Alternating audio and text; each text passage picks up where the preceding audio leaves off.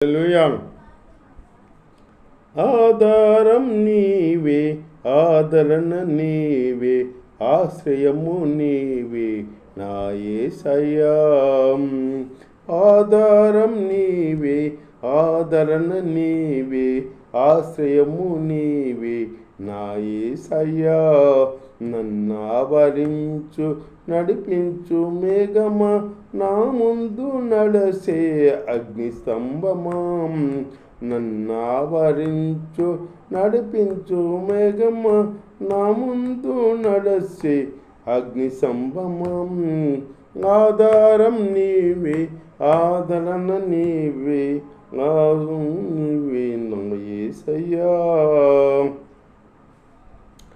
నిజమైన స్నేహితునిగా దరిచేరి నీలోన సుగుణాలు బోధించితివే. నిజమైన స్నేహితునిగా దరిచేరి నీలోన సుగుణాలు బోధించితివే. నీ సహవాసమే మనిషిగా మార్చినది, సుగుణాల సంపన్నుడా స్తోత్రము. నీ సహవాసమే మనిషిగా మార్చినది, సుగుణాల సంపన్నుడా స్తోత్రము. ఆధారం నీవే, ఆదరణ నీవే, ఆశ్రయము నీవే నా యేసయ్యా. నన్ను ఆవరించు నడిపించు మేఘమా, నా ముందు నడసే అగ్ని స్తంభమా. ఆధారం నీవే, ఆదరణ నీవే, ఆశ్రయము నీవే నా యేసయ్యా. నా దాగు సోటు నీవే యేసయ్యా, ఏ తెగులు ఎన్నడు దరిచేరనియ్యవు. నా దాగు సోటు నీవే యేసయ్యా, ఏ తెగులు ఎన్నడు దరిచేరనియ్యవు. నా వెదుగుదలకు పందిరివే, నా క్షేమధారమ స్తోత్రము. నా వెదుగుదలకు పందిరినివే, నా క్షేమధారమ స్తోత్రము. ఆధారం నీవే, ఆదరణ నీవే, ఆశ్రయము నీవే నా యేసయ్యా. నన్ను ఆవరించు నడిపించు మేఘమా, ఆ ముందు నడసే అగ్ని స్తంభమా. ఆధారం నీవే, ఆదరణ నీవే, ఆశ్రయము నీవే నా యేసయ్యా. హల్లెలూయా. దేవుని స్తోత్రం. అందరూ కొన్న దేవుని మాట్లాడిందాం కుసేపు. యేసయ్యా, మనం యేసయ్య మార్గాలు వెంబడిస్తున్నామా లేదా, అది అది మనం అట్లాగా. అంతేగాని నేను మందిరానికి వెళ్తున్నాను వస్తున్నాను, నన్ను యేసయ్య దీవిస్తలేదు, ప్రభు దీవిస్తలేదు, నా కార్యాలు జరుగుతలేదు అంటే ఎట్లా జరుగుతాయి? ఆయన కార్యాలు నువ్వు సఫలం చేస్తున్నావా లేదా? వస్తాం కాదు, అందరూ వెళ్తారు. వస్తే నీ కార్యం జరిగిపోదు. దేవుడి దృష్టి నీ మీద ఉండాలంటే దేవుడి క్రమం పాటించాలి. దేవుడు అయింది మన కొరకు మాదిరికరంగా ఉన్నాడు దేవుడు. మనం ఉంటున్నామా మాదిరికరంగా ఉండాలి. అలాంటి జీవితం ఉండాలి మనకి. అంతేగాని మనం వెళ్తున్నాం వస్తున్నాం సాల్లే సరిపెట్టుకుందాం భక్తి సాల్లే అనుకుంటే అట్లా నువ్వు యథార్థంగా ఉండాలి. నువ్వు నమ్మకంగా ఉండాలన్నమాట. నమ్మకంగా ఉండాలి. నమ్మకంగా ఉండడం వల్ల దీవిస్తాడు దేవుడు. ఓకే. యేసయ్య ముగ్గురికి ఒకరికేమో 5 తలాంతులు ఇచ్చాడంట, ఒకరికేమో 2 తలాంతులు ఇచ్చాడంట, ఒక్క తలాంతి ఇచ్చాడంట. ఆ పరిమాణం బట్టి అతనికి ఇస్తే ఈయన ఇచ్చే దూరదేశం వెళ్ళిపోయి క్షణాలకు మళ్ళీ తిరిగి వచ్చాడంట. తిరిగి వస్తే ఈ 5 తలాంతులు ఇచ్చిన పిలిచాడంట. బాబు, నీకు 5 తలాంతులు ఇచ్చాను కదా, ఏం చేసావంటే, ప్రభువా 5 తలాంతులు ఇచ్చావు, నీ దయ వల్ల ఇంకా 5 సంపాదించాను నేను అని ఇచ్చాడంట.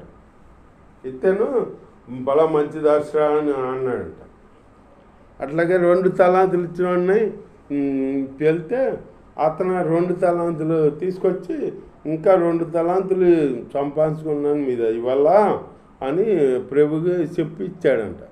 ఇతను బలా మంచి దాక్ష ఈ కొంచెంలో నమ్మకస్తుగా ఉన్నావు అని అని అన్నాడంట. అనేటప్పటికి ఒక్క తలాంతు ఇచ్చాడు కదా, అతను పిలిచాడంట. అయ్యా నీకు ఇచ్చాను కదా, ఏం చేసావు నువ్వు అంటే అన్నాడట, నువ్వు విత్తన కాడ కొయ్యవాడు అని పంట లేని కాడ కూర్చుకునే కఠినాతుడు అని తెలిసి నేను ఆ తలంతి ఏం చేసాను తెలుసా, ఇంట్లోకి తీసుకెళ్ళి మా ఇంటికి తీసుకెళ్ళి నట్టింట గొయ్యి తీసి పాతి పెట్టా, పైన అలికా అన్నాడంట. అంటేను అంటే నేను బాగుపడరా అన్నాను. నువ్వు బాగుపడాలి కానీ బాగుపడతాకి ఇచ్చాను కానీ నువ్వు ఇట్లా పాతి పెడతాకి నేను ఇచ్చానా అని చెప్పి అక్కడ ఎవరక్కడ అని పిలిచాను. అయ్యా మేమున్నావయ్యా అంటే ఇన్ని కాళ్ళు చేతులు కట్టేయండి అన్నాడంట. కాళ్ళు చేతులు కట్టేమంటే అయ్యా ఏంటి కాళ్ళు చేతులు కట్టేస్తామంటే నీ తలాంతి నీకు ఇస్తున్నానా, నీ డబ్బులు నీకు ఇస్తున్నానుగా, నా డబ్బులు నాకు ఇమ్మని అన్నాను రా నిన్ను, ఈయన్ని కాళ్ళు చేతులు కట్టేసి వెళ్ళిపోయి చీకటి రోడ్లో పడమన్నాడంట. చీకటి రోడ్డు కొట్లో పడేయండి అన్నాడంట. 2 తలాంతి బల మంచి దాసురా ఈ కొంచెంలో నమ్మకంగా ఉన్నావు అని వాళ్ళకి ఇంకా ఇచ్చాడంట. అట్లాగే మనం ఫలాలు ఫలించిన వాళ్ళకి ఇంకా ఇస్తాడు దేవుడు. ఫలించకుండా ఉన్న వాళ్ళకి కూడా ఇక వాళ్ళ దగ్గర నుంచి ఉండాలి తీసేస్తాడు. అట్లాగే దేవుడిచ్చే ఫలం నీకు ఇచ్చిన ఏ ఫలమైనా పరిశుద్ధాత్మ అయినా కానీ ప్రార్థన అయినా కానీ పాటలు అయినా కానీ అయినా కానీ నువ్వు నమ్మకంగా ఉండాలి, ఆయన్ని గణపరుచుకుంటూ ఆయనలో జీవించాలి. అంతేగాని అప్పుడప్పుడు వచ్చి కనపడతాం మందిరంలో, అప్పుడప్పుడు వచ్చి భక్తి చేసి వెళ్ళిపోతాం, ఇది కాదు దేవుడు కోరుకునేది. 6 దినాలు నువ్వు కష్టపడుకో, 6 దినాలు కష్టపడుకుని 7వ దినాన్ని దేవుని మందిరంలో దేవుణ్ణి ఆరాధించు, దేవుని కనపరచు. ఆ దినం దేవుడిది, నీది కాదు, దేవుని కనపరచాలన్నమాట అని దేవుడు ఆజ్ఞించాడు. ఆజ్ఞిస్తే ఆజ్ఞించకుండా ఆజ్ఞ మీరేసి ఆదివారం ఏమో 500కి 500 ₹1000 ఇస్తానంటే వెళ్ళిపోతాం. అంటే ₹1000 వేసి ఆయన అమ్మేసినట్టుగా. నువ్వు ఇంకెక్కడ భక్తి, నువ్వు భక్తి ఎక్కడ అమ్ముకునే భక్తులు, నువ్వు ఒక భక్తుడివేనా? అట్లాంటి భక్తులకి కార్యం చేస్తాడా దేవుడు? చేయడు. అట్లా ఉండకూడదు. దేవుణ్ణి మనం గణపరిచే బిడ్డలంగా ఉన్నా లేకపోయినా దేవుణ్ణి ఎందే ఉండాలి. దేవుని ఎందే మనం దేవుణ్ణి ఆరాధించుకుంటూ దేవుణ్ణి గణపరుచుకుంటూ ఆయనలో నిలిచి ఉండాలి. నిలిచి ఉంటే అప్పుడు దేవుడు చూసి అబ్బా నా బిడ్డ చూడు అని చెప్పి ఉన్నా లేకపోయినా నా కొరకు నిలబడి త్యాగశీలుగా నిలబడ్డాడు అని చెప్పి ఇంకా దీవిస్తాడనమాట. అలాంటి దీవెని నీకు కావాలంటే యేసయ్య మాట వినాలి, యేసయ్య భక్తి చేయాలి. ఏది ఉన్నా లేకపోయినా ఒక భక్తుడు అంటే ఇట్లాగే ఒక అతన్ని ఎదిరించి అతను చూసి అసూయపడ్డాడంట. అతనేమో చర్చికి వెళ్ళేవాడు కాదు, భక్తి చేసేవాడు కాదు. ఇతనేమో సేవ చేస్తున్నాడు. సేవ చేస్తుంటే అతని కంటే మంచి బిల్డింగ్ మీద బిల్డింగులు ఉన్నాయంట. బిల్డింగులు కార్లు అవి ఉన్నాయి, బళ్ళు ఉన్నాయంట. అంటే ఈయన అన్నాడంట, ఈయన ఏమనుకుంటున్నాడు, ప్రార్థన చేస్తా, ప్రభువా నేను ఇంత సేవ చేస్తున్నాను, ఇంత భక్తి చేస్తున్నాను, ఇట్లా నిలిచి ఉన్నాను, నీలో నాకేమీ లేవు. అదిగో ఎదురుగా ఉన్నారు చూడు, మా ఇంటి ఎదురుగా ఉన్నారు చూడు, వాళ్ళు ఎంతగా బిల్డింగ్ మీద బిల్డింగులు ఉన్నాయి, కార్ల మీద కార్లు ఉన్నాయి, బళ్ళు మీద బళ్ళు ఉన్నాయి అన్నాడంట. అని ప్రార్థన చేసి అట్లా బతికిళ్ళాడంట. బతికిళ్ళేటప్పటికి అప్పుడు దేవుడు కళ్ళలో చూపించాడంట. ఆ ఇంటి ఎదురుని ఇద్దరిని అక్కడ నిలబెట్టాడంట, నిల్చున్నారంట. నిల్చుంటే వాళ్ళు ఎక్కడున్నాడు చూడ, ఇంటి ఎదురోడు పాకులు కట్టేది చూడు, బండ పాకులు కట్టేది కదా బండ. ఆ బండ దగ్గర రేపు మాపు పడిపోతాడు అన్నట్టుగా ఉన్నాడనమాట. ఇతను ఎక్కడున్నాడు, ఈ సేవ చేసి అతను సేవకుడు చక్కగా 4 పలకలు ఉంటుంది చూడు బండ, దాని మీద చక్కగా స్థిరంగా నిలబడి ఉన్నాడంట. అట్లా చూపించాడు దేవుడు ఇతనికి. అప్పుడు తిరుపతి లేచి, ప్రభువా నేను అట్లా ఎప్పుడు అన్నాక నేను ఎక్కడున్నానో నా ఇంటి ఎదురుగా అతను ఎక్కడున్నాడో మీరు చూపించారు కదా ప్రభువా, నేను ఎప్పుడు అట్లా అన్నా, నేను మీ సేవ చేస్తాను, నేను ఉన్నా లేకపోయినా చేసుకుంటాను, నేను అట్లా నీ అందు భయభక్తులుగా ఉంటాను అని ప్రార్థన చేసుకుని సేవ చేస్తాడంట. అట్లాగే వాళ్ళు అభివృద్ధి చెందుతున్నారు అనుకుంటాం మనం.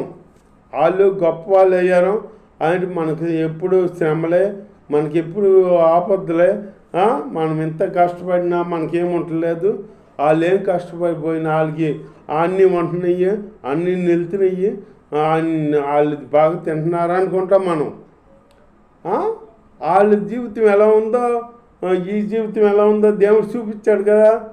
అట్లాగే రేపు మా పడిపోయే వాళ్ళుగా ఉన్నారంట వాళ్ళు, అట్లా చూపించాడు దేవుడు. అట్లాగే దేవుడి స్తోత్రం. అట్లా ఒకరు చూసి మనం అసూయ పడకూడదు అన్నమాట. వాళ్ళకంటే ఈ రెట్లు మనల్ని ఎక్కువలో పెడతాడు దేవుడు. మనల్ని కిందవారుగా చేయడు, పైవారుగా చేస్తాడు. తాగ్గా ఉంచను, తలగా ఉంచుతా అన్నాడు అనమాట. అప్పిచ్చేవారుగా చేయను, అప్పు చేసేవారుగా ఉంచను, అప్పు ఇచ్చేవారుగా చేస్తా అన్నాడు అనమాట. అంటే పైవారుగా చేస్తాడనమాట. అటు చేస్తాడు దేవుడి స్తోత్రం. ఆ చేస్తాడు. కానీ దేవుడు అంది మనం భయభక్తులు కలిగి ఉండాలి. దేవుడు అంది భయభక్తులు కలిగి ఉంటే సమస్త కార్యాలు ఆయనే చూసుకుంటాడు, నువ్వేం చూడక్కర్లా. ఇప్పుడు తండ్రి ఉన్నాడు, అన్నీ ఆయన చక్కబడుతున్నాడు, అన్నీ చూస్తున్నాడు అనమాట. చూస్తుంటే ఈ కుమారుడు ఇంకేం చూడాలి? కుమారుడికి బాధ ఉంటుందా?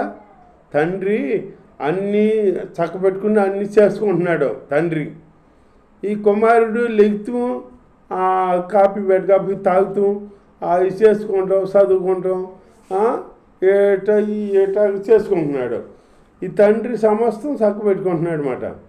అట్లాంటి తండ్రిగా ఇతనికి ఇంకే బాధ.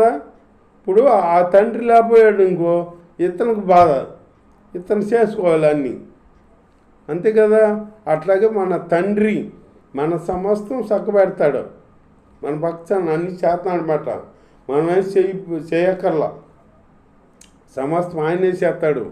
మనం చేసే దానిలో ఒకటే, నేను చేయమన్నదల్లా ప్రార్థన చేయమన్నాడు. నీ మందిరానికి వచ్చి ఆరాధన చేయమన్నాడు. అది ప్రార్థన మందిరానికి వెళ్ళి ఆరాధన చేయమన్నాడు. అంతేగాని నిన్ను సోమవారుగా తిని కూర్చోమనలా, నిన్ను దేవుడి కార్యక్రమం చేయమన్నాడు అనమాట. దేవుని గణపరుచుకుంటూ దేవుని ఆరాధించుకుంటూ ఉంటే దేవుడి కార్యాలు మనంతా ఇంకా జరిగిస్తాడనమాట. దేవుడు జరిగిస్తాడు. అంతేగాని దేవుడిని ఆరాధించకుండా వీళ్ళట్లాగా వాళ్ళని చూసి ఎదురు చూసి పక్క వాళ్ళని చూసి అసూయ పడతాం. ఆ జీవితం మనలో ఉండకూడదు. వాళ్ళకన్నా మనకు గొప్పగా మనకు ఆశీర్వదిస్తాడు దేవుడు. మన జీవితం తండ్రికి తెలుసు కదా. ఇప్పుడు తండ్రి కుమారుడు చేయక్కర్లేదు కదా, తండ్రి ఉన్నాడు కదా, సమస్తం చూసుకుంటాడు తండ్రి. అట్లాగే మన తండ్రి యేసయ్య సమస్తం చూసుకుంటాడు. మనకు అది కావాలి, ఇది కావాలి, అది చేయాలి, బుడ్డు కావాలి, భోజనం కావాలి అని మనం ప్రయాసపడక్కర్లా. మన దేవుడు చూసుకుంటాడు. నువ్వు చేయవలసింది ఏంటంటే ప్రార్థన చేయాలి, బైబిల్ చదవాలి, దేవుని ఆరాధించుకుంటూ దేవుని సూచించుకుంటూ ఉండాలన్నమాట. ఏ సమయానికి నీకేం కావాలో దేవుడు పంపిస్తాడనమాట. అట్లాంటి జీవితం కలిగి మనం ఉంటే దేవుడు మనల్ని ఇంకా ఆశీర్వదిస్తాడనమాట. అట్లా ఉండాలన్నమాట. భక్తి చేసే బిడ్డలుగా ఉండాలి. అంతేగాని మనం భక్తి చేయకుండా ఆలంకేలం చూసి అసూయపడే బిడ్డలుగా ఉండకూడదు. అట్లాంటి జీవితం మనలో లేకుండా ఉంటాకి శాంతిగా ఆమె